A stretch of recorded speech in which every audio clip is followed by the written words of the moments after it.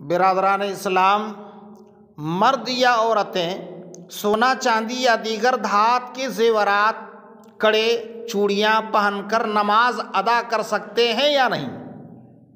جواب مختصر سماعت فرمائیں۔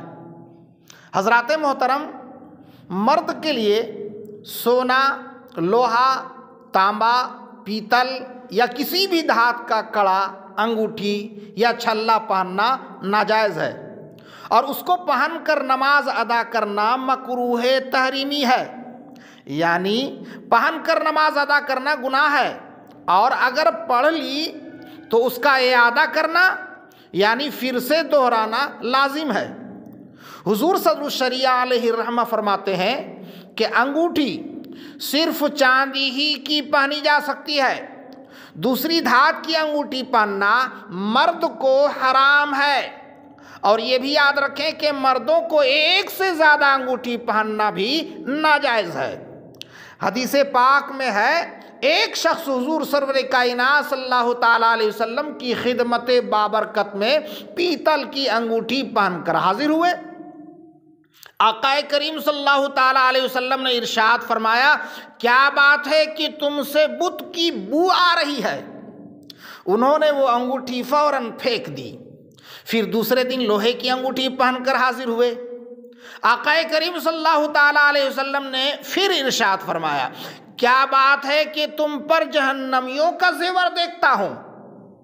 انہوں نے اس کو بھی اتار کر پھینک دیا اور عرض کی، یا رسول اللہ صلی اللہ تعالیٰ علیہ وسلم، کس چیز کی انگوٹھی بناؤں؟ حضور سرور کائنات صلی اللہ تعالیٰ علیہ وسلم لب کشا ہوتے ہیں اور ارشاد فرماتے ہیں کہ چاندی کی بناؤ اور 1 مسقال سے کم رکھو۔ حضرات محترم، 1 مسقال سے کم کا مطلب کیا ہوتا ہے؟ 1 مسقال سے کم کا مطلب یہ ہوا کہ 4.5 ماشا سے کم ہو، یعنی 4.5 ماشا دور حاضر کے اعتبار سے 4 گرام 374 ملی گرام ہوتا ہے۔ آپ تمامی حضرات اس مسئلے کو ذہن نشین ضرور کر لیں گے۔ اور عورتوں کے لیے سماعت فرمائیں، عورتیں سونا، چاندی کے ہر زیورات پہن کر نماز ادا کر سکتی ہیں۔ اسی طرح عورتوں کو کانچ اور پلاسٹک کی چوڑیاں پہن کر نماز پڑھنا بھی جائز ہے، مگر عورتیں بھی ان چیزوں کا خیال رکھیں۔ دیگر دھاتوں سے بنے ہوئے زیورات جیسے لوہا، تانبا، پیتل اور رولڈ گولڈ وغیرہ کے زیور پہن کر نماز پڑھنا انہیں بھی مکروہ تحریمی ہے۔